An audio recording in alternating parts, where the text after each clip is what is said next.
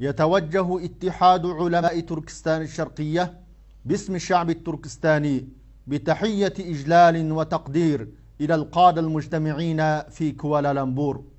السلام عليكم ورحمة الله وبركاته. نحن إخوانكم من تركستان الشرقية، نتمنى لكم ولقمتكم التوفيق والنجاح، ولبلدانكم الأمن والرخاء.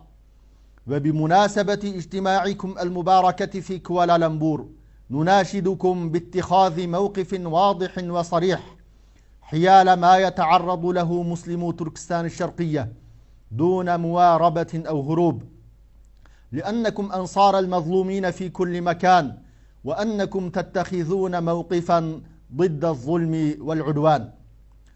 وقد حان وقت الصراحة والوضوح تجاه الصين وما تمارسه من إجرام بحق مسلمي تركستان الشرقية، لأن الصين كما هو معلوم لديكم تمارس أبشع جرائم العصر من انتهاك للأعراض وحبس بالملايين وفصل بين الأبناء والأمهات وتشريد للآلاف وحرق للمصاحف وهدم للمساجد وقطع الأواصر بين الداخل والخارج.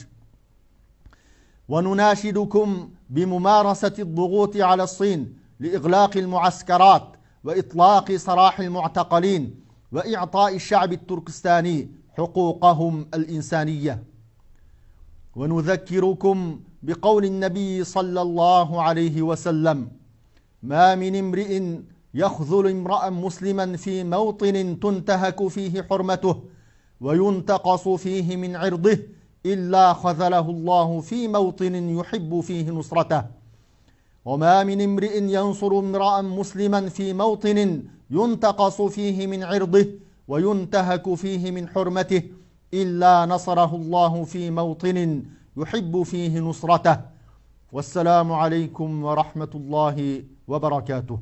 لا إله إلا الله محمد رسول الله، عليه صلاة الله وآله والآل.